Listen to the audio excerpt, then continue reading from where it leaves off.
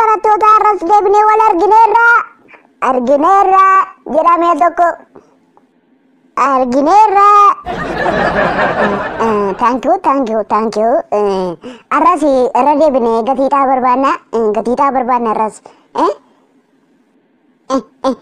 Maal inni nuun kaleessa argineen badee hidhuutu isinirra ture harka isaa miila isaa walitti qabdanii niitanis maanni gatiidhaa achi maamaaf babbadaa. Eessa barbaanna kutaa keessa barbaanna moo gadi baaree barbaanna re akka yaada keetti baay'ima tokko qalladdeeni gaammatti komeediyaan cinqilloo akkasiin jennu barbaadda addi baay'ima tokko qoosta garooti ookaanuu situ gatii xaachamuu barbaada siin jedhaara simatu gatii xaacha barbaadaan siin jedhe.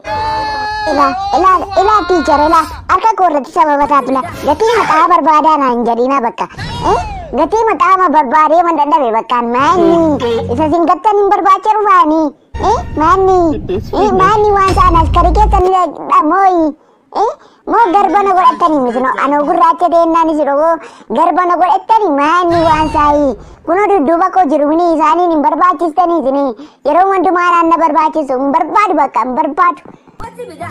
Mal barsiisaa kee fayyadamuu didaarta mooti sinin jedhaadhaan barsiisaa kee fayyadamuu didaarta ookaan anatu kutaa kana gadi lakkisee baa ookaan situ gadi lakkisee baa kanaa booddee kottu bee ookaanoon maaliif hin baan situu didee'uuti sima baa malee kanaa booddee kutaa koo keessatti si arguun barbaadan pireediin dhufee lixutti si arguun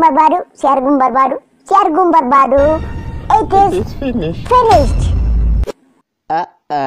Video call alte fitte amma yona subscribe godin jirta moti yana subscribe godamum subscribe akan goda jiru kanatti mu mallatto dawli cukaasi rakkoon qabu cukaasi rakkoon qabu yaada yoo jiraate immoo karaa commentiidhaan na barreessuu dandeessu waan na hordoftaniif galatooma isinin jaalladha.